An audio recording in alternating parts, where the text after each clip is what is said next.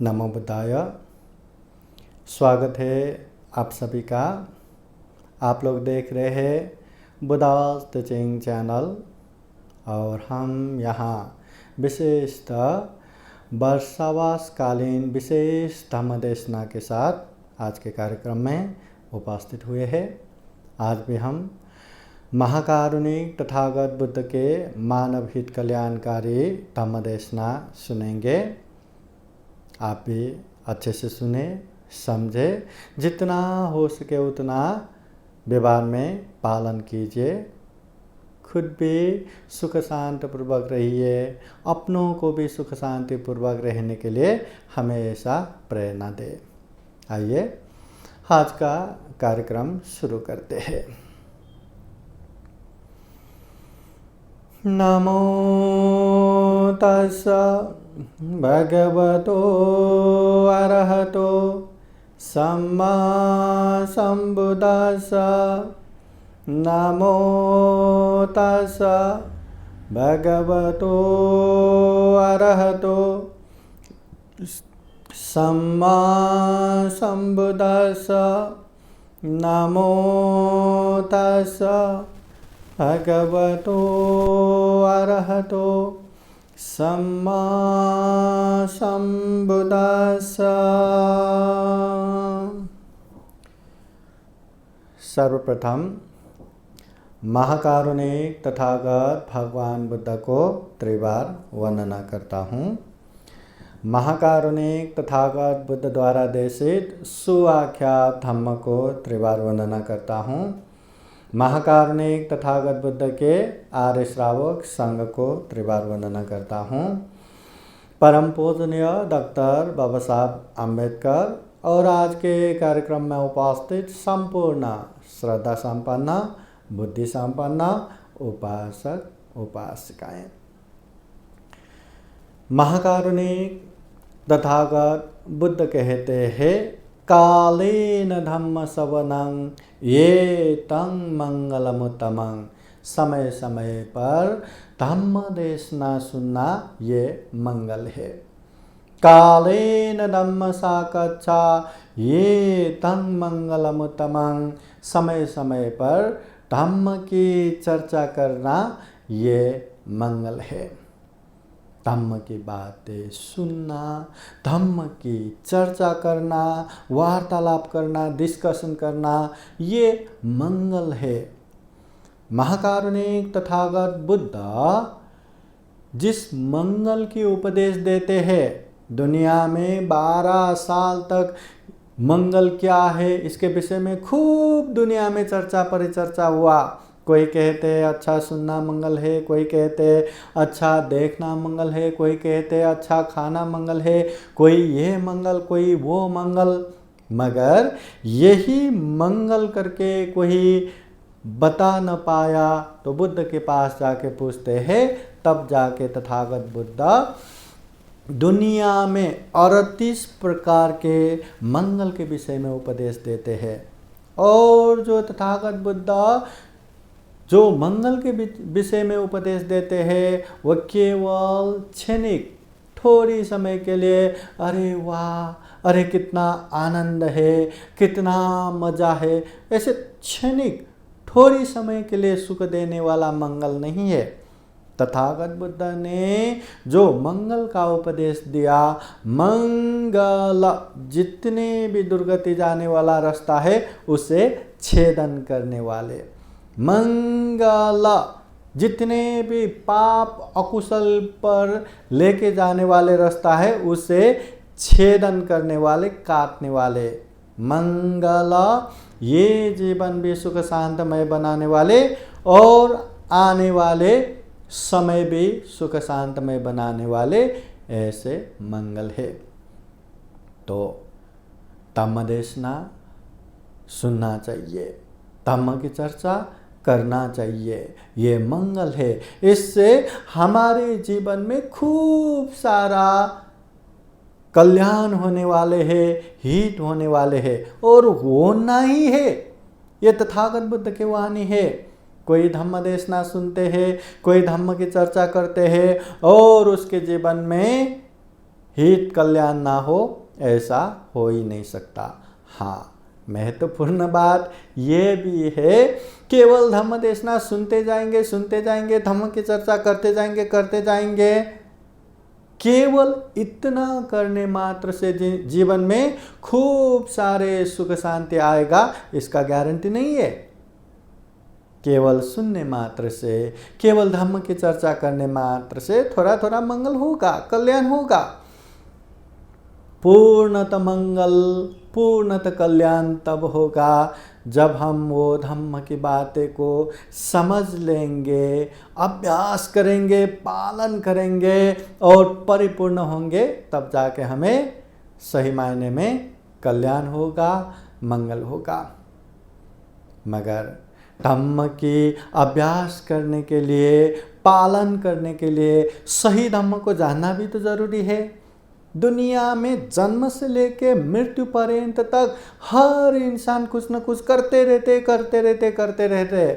बच्चे अपने हिसाब से रोते हैं, चिल्लाते हैं, गंदगी करते हैं, खेलते हैं, कूदते हैं। हाँ, बड़ा होने के बाद पढ़ाई लिखाई करते हैं, कितने किताबों के साथ स्कूल जाते हैं, होमवर्क करते, ये करते, वो करते, और बड़ा होने के बाद कॉलेज करते हैं, अपना करियर बनाते हैं, और बड़ा होने के बाद शादी करके परिवार बनाते हैं, हाँ, कमाते हैं, धन संपत्ति अर्जन करते हैं, और बड़ा होने के बाद अपने परिवार की जिम्मेदारी पूरा करते हैं, अपने बच्चों को पढ़ा लिखाते हैं, उन लोगों को बड़ा होने के बाद शादी करवा के देते हैं, और बुढ़ापा आया तो ये वो कुछ न कुछ करते रहते हैं। जिंदगी में हर कोई कुछ न कुछ काम करते रहते हैं। ऐसा संभव ही नहीं कि पत्थर जैसा बिना कुछ हलन चलन किए ऐसे ही बैठा रहे, कुछ न कुछ करते ही रहते हैं। ये जो हम कुछ न कुछ करते रहते हैं, उसमें अगर हम सही धम्म को जानते हैं, सही धम्म को पहचानते हैं, तो वो धम्म की अभ्यास करेंगे, वो धम्म के पालन करेंगे, तो जीवन खूब सुख शांतमय बनेगा। अगर अच्छे धम्म को जानेंगे ही नहीं, समझेंगे ही नहीं, तो कितना भी मेहनत करो, कितना भी अभ्यास करो, जीवन में सुख शांति कम ही आएगा। इसलिए तथागत बुद्ध कहते हैं, सही धम्म को जाने बिना 100 साल जीने से भी सही धम्म को जान के एक दिन जीना भी श्रेष्ठ है, उत्तम है। देखिए ना, कहाँ 100 साल, 100 साल हर साल में 12 महीने रहता है, हर महीने में 30 दिन रहता है, 365 दिन तो एक साल में ही रहते हैं। तो इतने दिन, इतने महीने, इतने साल जीने का कोई भी मतलब नहीं, अगर वो सही धम्म को नहीं जानते, नहीं पहचानते। सही धम्म को जान के एक दिन जीना भी श्रेष्ठ है, उत्तम है। इसलिए धम्म की बातें सुनना बहुत जरूरी है। जब भी मौका मिले धम्म की बातें सुनते रहना चाहिए। जब भी मौका मिले ऐसे धम्म का माहौल बनाते रहना चाहिए। एक बार मैंने धम्म देशना सुन लिया ना, बस हो गया, ऐसा नहीं बैठना चाहिए। हर बार धम्म देशना सुनने से नई नई बातें सुनते रहने का मौका मिलेगा। हर बार धम्म देशना सुनने से जो हमें पता है वो और ज़्यादा स्पष्ट हो जाएगा, कंठस्थ हो जाएगा। इसलिए धम्म देशना बार बार सुनते रहना चाहिए। महाकारुणिक तथागत बुद्ध होने के बाद गांव, नगर, जनपद, देश देशांतर चारिका करते हुए खूब सारे धम्म का प्रचार प्रसार किया। लोगों को जिस समय जिस तरह के लोगों को जिस तरह का उपदेश चाहिए उस तरह से उपदेश देते जिंदगी भर गांव, नगर, जनपद, देश देशांतर चारिका किए। तथागत बुद्ध के वो उपदेश सुन के हजारों, लाखों, करोड़ों लोगों ने अपने जीवन में सुख शांति का महसूस किया। जीवन में दुख मुक्ति का मार्ग फल अनुभव किया। कोई श्रोतापति बने, कोई सकिटागामी फल में पहुंचे, कोई अनागामी हुए, कोई दुख मुक्त अरहत हो गए बुद्ध के उपदेश सुन के। तो तथागत बुद्ध ने जीवन भर दिए हुए वो उपदेशों को तथागत बुद्ध के महापरिनिर्वाण बाद उनके सक्षम दुख मुक्त अर्हत प्राप्त 500 भिक्षुओं ने बुद्धवाणी को संग्रह किया धम्म और विनय के रूप में, और इसी को समय समय पर संगायना करते करते करते करते सम्राट अशोक के समय में मौदगली पुत्र तिस्सा स्थविर जो अर्हत भिक्षु है उनके नेतृत्व में जो तीसरी बौद्ध संगायना हुआ, उसमें सारे बुद्धवाणी को त्रिपिटक के रूप में संग्रह किया। सुत्त पिटक, विनय पिटक, अभिधम्म पिटक। सुत्त पिटक में तथागत बुद्ध के उपदेशों का संग्रह, विनय पिटक में विनय और नियम संबंधी संग्रह, और अभिधम्म पिटक में विशेष प्रकार के उच्च स्तर के धम्मों का संग्रह, चित्त, चेतसिक, रूप, निर्वाण जैसे विशेष धम्मों का संग्रह ये अभिधम्म पिटक में। इस तरह से बुद्धवाणी जो उपदेशों को त्रिपिटक के रूप में संग्रह किया, तो कहते हैं इसमें 84,000 धम्म स्कंद धम्म देशना उपदेश है।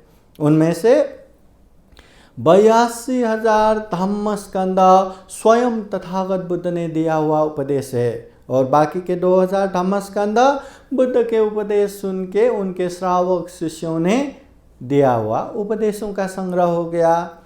तो इतने विशाल बुद्धवाणी का संग्रह ये त्रिपिटक का पहला ग्रंथ था सुत्त पिटक। सुत्त पिटक में भी 5 प्रमुख निकाय ग्रंथ आता है, दीघ निकाय, मध्यम निकाय, संयुक्त निकाय, अंगुत्तर निकाय, खुदक निकाय, ये 5 निकाय ग्रंथ। और खुदक निकाय में भी 15 स्वतंत्र ग्रंथ है छठी बौद्ध संगायना में, और महत्वपूर्ण 3 ग्रंथ इसमें समावेश करके आज के समय में खुदक निकाय ग्रंथ अंतर्गत 18 ग्रंथ समावेश किया है।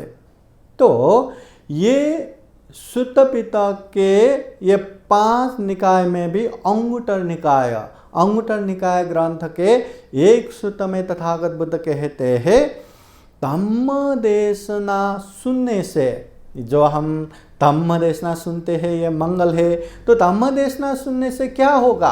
तो तथागत बुद्ध ने विशेषतः 5 फायदाएं, 5 लाभ होगा, इसके विषय में उपदेश दिए हैं।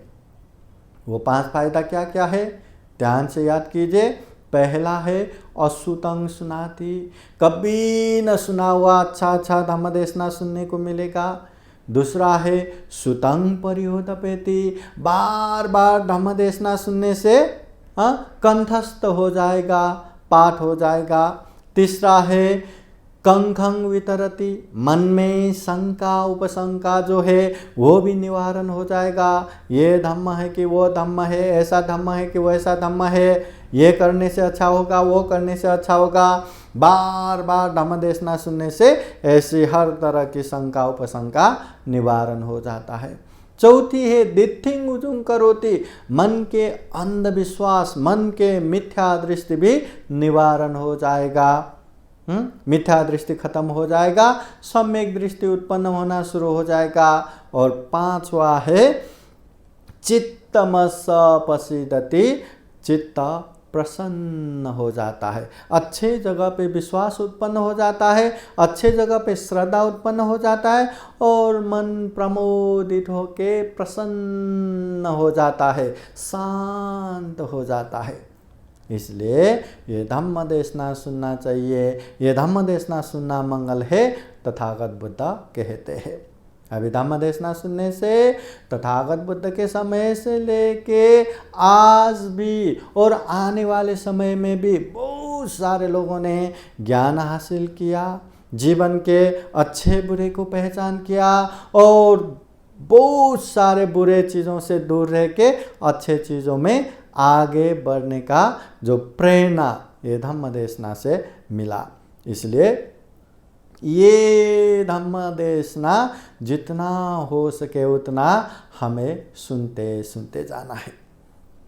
अभी धम्म देशना तो सुनते हैं, विशेषतः बौद्ध जगत में बौद्ध विनय अनुरूप 3 महीना वर्षावास रहते हैं। वो वर्षावास 3 महीना विहारों में, चाहे ग्रंथ वाचन हो, चाहे धम्म देशना का कार्यक्रम हो, चाहे घर घर में बैठ के ऑनलाइन धम्म देशना कार्यक्रम हो, हर कोई धम्म देशना सुनते हैं, धम्म देशना का कार्यक्रम आयोजना करते हैं, खुद भी सुनते हैं, अपनों को भी सुनाते हैं। ये बहुत अच्छी बात है।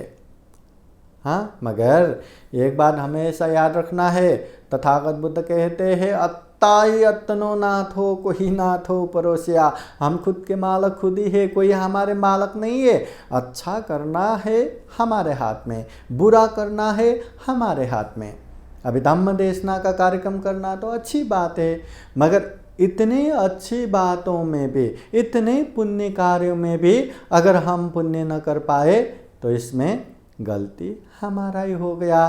अगर धम्म देशना कार्यक्रम करते, हाँ कार्यक्रम करना है, उसी में वो कार्यक्रम करके ख़त्म करते हैं, या धम्म देशना सुनने के कार्यक्रम में जाते हैं कि जाना है, सुनना है, आना है, ऐसे ही फॉर्मेलिटी करने जैसा, ऐसे ही बस व्यवहार करने जैसा ही आप करेंगे तो उससे आपको कोई भी लाभ नहीं होगा। अगर धम्म देशना कार्यक्रम करते हैं, अगर धम्म देशना आप लोग सुनते हैं तो अच्छे से श्रद्धापूर्वक सुनना चाहिए, तब जाके उसका बहुत ज़्यादा लाभ होगा। तथागत बुद्ध के समय में कुरूर घर की काली उपासिका, कुरूर घर एक गांव है, वहाँ की काली उपासिका इतने श्रद्धा से वो धम्म देशना सुनते हैं, इतने मन में श्रद्धा विश्वास कि उसको धम्म देशना खूब अच्छे से सुनना है, और खुद ही नहीं अपनों को भी सुनाना है। बहुत पैसे वाले, काम करने वाले भी सैकड़ों, सारे के सारे लोगों को लेके गांव में धम्म देशना सुनते हैं, घर में सिर्फ एक अकेला छोड़ के। 500 डाकुओं ने, 500 चोरों ने कि मौका ढूंढते रहते हैं कि उसके घर में कब चोरी करूं। पता चला कि सब लोग गांव में गए हैं, सिर्फ अकेले ही है। सब ने घेरा करके वो उनके घर को पूरा सुरंग बना के घर में जाके चोरी करने लगते हैं। अब वहाँ एक अकेला, वो क्या कर सकते हैं, चिल्लाया कुछ किया तो उसको मार देंगे। वो भागा अपने मालकिन को बोलने के लिए आते हैं कि मालकिन घर में चोरी हो गया। तो शांत से उपदेश सुनते रहे। वो उपासिका कहती है कि मैं धम्म देशना सुन रहा हूँ, चोरी होता है तो होने दो, मुझे डिस्टर्ब मत करो, जाओ। अभी वो काम करने वाला, अगर मालकिन को ही कुछ लेना देना नहीं तो मुझे क्या, करके वो घर में जाते हैं। फिर देखते हैं जहाँ अभी पैसा रखा है वो भी दीवार फोड़ के वहाँ से भी पैसा ले रहे। तो फिर से देखा नहीं गया, फिर जाके कहते हैं कि अभी तो बर्बादी हो गया, सारा धन संपत्ति चुरा रहे। तो वो कहते हैं मैं धम्म देशना सुन रहा हूँ, मुझे डिस्टर्ब मत करो, जाओ। फिर वो जाते, फिर देखते हैं सोने चांदी हीरा मोती ऐसे भी वो चुराने लगते हैं। तो अब तो बर्बादी होगा करके फिर बोलने आते हैं। तब भी कहते हैं अरे मैंने कहा ना मैं धम्म देशना सुन रहा हूँ, मुझे डिस्टर्ब मत करो, जो भी होगा होने दो, मुझे बाधा मत करो करके ध्यान से सुनते रहते हैं। अब ये तो बुद्ध के समय की कहानी है कि ऐसी अवस्था देख के वहाँ 500 चोरों के सरदार वहीं बैठे हैं। अगर ये काम करने वाले की बातें सुन के अगर उसके मालकिन घर की तरफ दौड़ते हैं तो रास्ते में ही मार देंगे करके वहाँ कुछ लोगों के साथ वहाँ बैठे थे। मगर ये दृश्य देख के वो चोर के मन भी परिवर्तन होता है। अरे इतने बड़े, इतने संत के घर में हमने चोरी किया, वो सारा चोरी का सामान वैसे ही रख के क्षमा मांगने आते हैं। मतलब इतने अच्छे से धम्म देशना सुनना चाहिए, तब जाके इसका प्रभाव मिलता है, तब जाके वो धम्म की बातें अच्छे से समझ सकते हैं, अच्छे से सुन सकते हैं। इसलिए श्रद्धा होना चाहिए, विश्वास होना चाहिए। श्रद्धा विश्वास रहा तो अरे इतने पवित्र बुद्धवाणी सुनने को मिला, इससे हमारा कल्याण होगा, हमारे अपनों का कल्याण होगा, और ऐसे मौका बार बार नहीं मिलेगा, मैं बहुत अच्छे से सुनूंगा करके एकदम श्रद्धा विश्वास पूर्वक सुनेंगे ना, तब देखना वो धम्म देशना बहुत अच्छे से आपको समझ में आएगा, बहुत ज़्यादा आपको प्रेरणा देके जाएगा और आगे बहुत अच्छे कर पाएंगे। नहीं ऐसे धम्म देशना तो कितना भी सुनते रहते, आज भी सुनेंगे करके ऐसे ही बैठेंगे, कुछ कुछ सुनाई देगा, कुछ कुछ समझ में आएगा, बस ऐसे ही ख़त्म हो गया। एक क्लास अटेंड करने जैसा, एक लेक्चर अटेंड करने जैसा, बाकी कुछ फ़ायदा नहीं। इसलिए ये जो धम्म देशना अच्छे से श्रद्धा पूर्वक विश्वास पूर्वक सुनना चाहिए, तब जाके ये धम्म देशना सुनना मंगल हो जाएगा। बौद्ध जगत में ये धम्म देशना सुनने वाले 3 तरह के हैं करके कहते हैं। धम्म देशना सुनने वाले हैं उपासक उपासिकाएं। आप कौन से ये 3 वर्गों में आते हैं, ध्यान से सुनिए। पहला वर्ग है अवकुज्जपन्यो पुग्गलो, हाँ, जैसे छेद हुए बर्तन जैसे बुद्धि वाले। अगर एक बर्तन है और उसमें छेद है तो कितना भी उसमें पानी डालते जाओ, बहुत मेहनत पूर्वक, बहुत परिश्रम करके, बहुत कष्ट पूर्वक उसमें पानी डालते जाओ, वो पानी खत्म होता जाएगा, पानी गिरते जाएगा, उसमें कभी नहीं भर सकता। वैसे ही धम्म देशना सुनने वाले भी बहुत चंचल मन के रहता है, बहुत मन अस्थिर, एक जगह टिकाई नहीं रहता। कोई मोबाइल देख के बैठेगा, कोई यहाँ वहाँ बातें करेगा, कोई यहाँ वहाँ देखते रहेगा, कोई घर की बातें, दोस्तों की बातें याद करके बैठेगा। ऐसे समय में आप कितना भी धम्म देशना सुनेंगे, बिल्कुल मन नहीं लगेगा, बिल्कुल आप सुन नहीं पाएंगे, और सुन ही नहीं पाएंगे तो समझ नहीं पाएंगे कि ये छेद हुए बर्तन में पानी रखने जैसा, एक कान से सुन रहे, दूसरे कान से उड़ा रहे, बस कुछ समझ में नहीं आएगा। ये पहला वर्ग है। क्या हम इसी में तो नहीं आते, ध्यान रखना। फिर दूसरा धम्म देशना सुनने वाले वर्ग है उच्छंगपन्यो पुग्गलो, ऐसे व्यक्तियों के समूह जो बीच में छेद हुए बर्तन की तरह बुद्धि वाले। एक बर्तन है, उसमें नीचे छेद नहीं, बीच में है, तो ऐसे छेद हुए बर्तन में हम मेहनत से कष्टपूर्वक परिश्रम करके पानी डालेंगे, आधा तो रह जाएगा, मगर उसके ऊपर का जितना भी पानी है वो छेद से निकलता जाएगा, गिरते जाएगा, खत्म होते जाएगा। उसी तरह ऐसे बुद्धि वाले उपासक उपासिकाएं भी रहते हैं, धम्म देशना सुनते हैं, सुनते सुनते कुछ कुछ समझते हैं और कुछ कुछ समझते ही नहीं, थोड़ा थोड़ा ले सकते हैं और बाकी क्या कहा क्या बोला कुछ भी समझ में नहीं। तो ऐसे आधा आधा लेने वाले ऐसे उपासक उपासिकाएं भी रहता है। अक्सर बहुत सारे उपासक उपासिका ऐसे ही रहते हैं कि धम्म देशना सुनना है करके थोड़ी देर बैठते, थोड़ी देर सुनते, फिर आंखें खोल के कौन क्या कर रहा है ऐसे देखते, फिर यहाँ वहाँ देखना, मन चंचल होना, फिर खाना खाने जाना है क्या, इधर उठ के जाना है क्या, उसी में मन चंचल होके इधर उधर ध्यान जाता है। इसलिए दूसरा वर्ग है बीच बर्तन में छेद हुए जैसा, आधा तक समझ में आता है, आधा नहीं समझना। तीसरा है पुथुपन्यो पुग्गलो। पुथुपन्यो पुग्गलो ऐसे व्यक्तियों का समूह जो बिना छेद हुए बर्तन की तरह बुद्धि वाले, मतलब बर्तन है उसमें छेद ही नहीं है, अच्छा है वो बर्तन, उसमें जितना भी मेहनत से पानी डालेंगे, जितना भी परिश्रम से पानी डालेंगे, वो सारा का सारा पानी उसमें रह जाता है, वो गिर नहीं जाएगा, इधर उधर नहीं हो जाएगा, सब के सब उसमें संग्रह हो जाता है। तो ऐसे भी बहुत सारे उपासक उपासिकाएं हैं, बहुत अच्छे से श्रद्धा पूर्वक ध्यान पूर्वक धम्म देशना सुनेंगे और जितना धम्म देशना सुनेंगे उतना उसको याद भी रहेगा, उतना उसको समझ में भी आएगा। ऐसे उपासक उपासिकाएं भी है।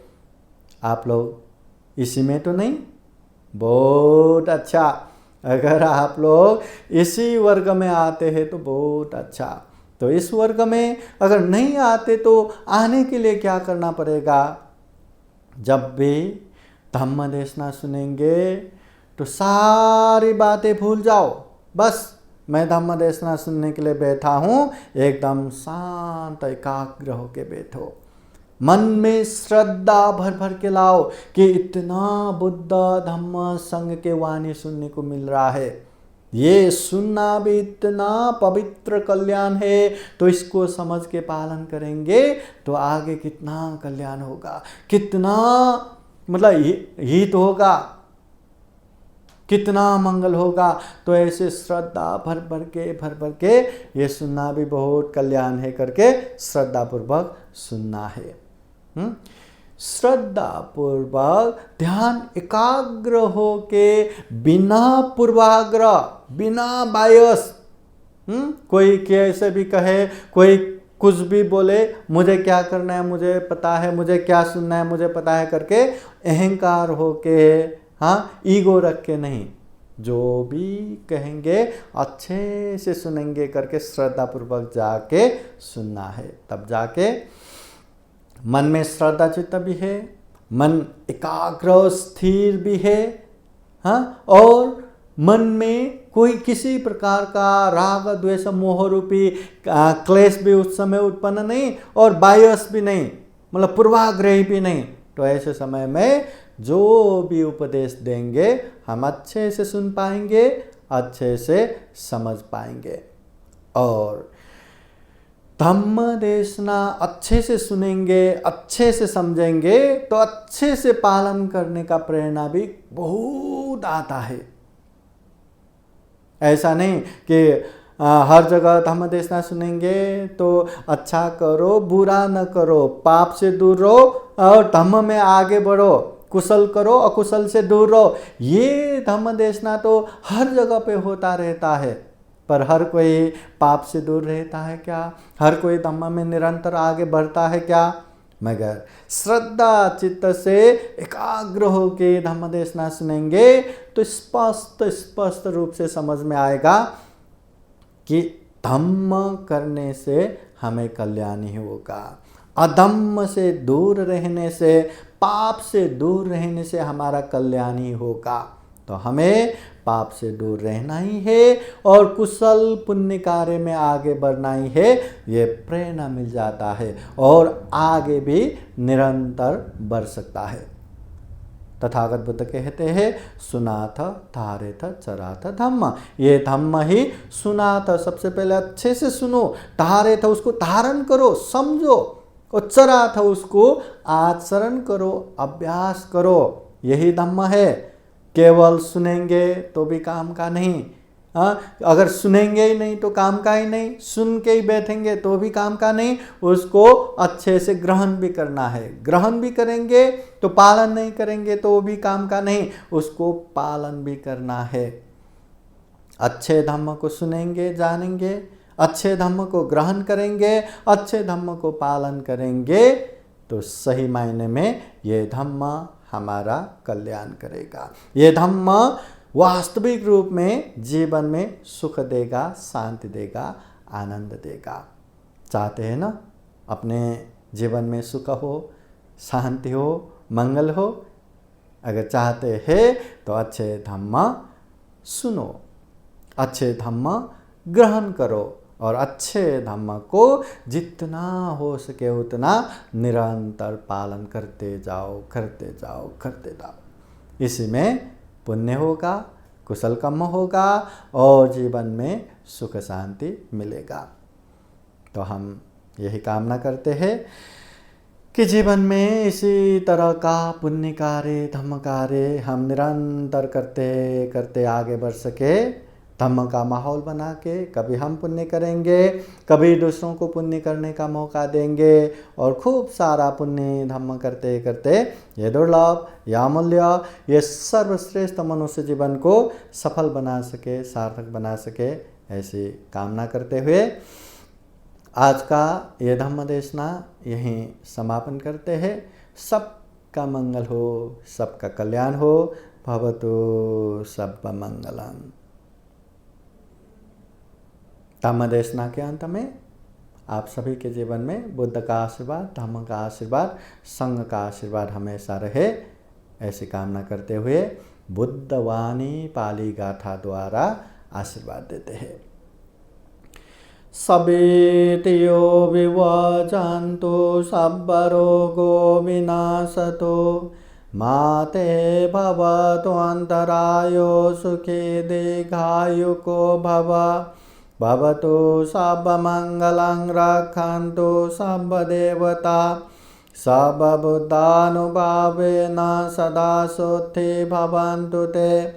भवतु सर्वमङ्गलं रक्षन्तु सर्वदेवता सर्वधर्मानुभावेन सदा सुखी भवन्तु ते। भवतु सर्वमङ्गलं रक्षन्तु सर्वदेवता सर्वसङ्गानुभावेन सदा सुखी भवन्तु ते। ऐच्छितं पाचितं तुह्यं क्षिप्रमेव समीचतु सबे पुरन्तु चेतसङ्कल्पचन्दो पन्नरसो यथा। आयु आरोग्य सम्पत्ति सर्गसम्पत्तिमेव च अथो निब्बान सम्पत्ति इमिनाते समेझतु। साधु साधु साधु। बुद्धं नमामि, धम्मं नमामि, संघं नमामि, अहं वन्दामि सर्वदा। सबका मंगल हो, सबका कल्याण हो, सुखी हो, सुखी हो, सुखी हो।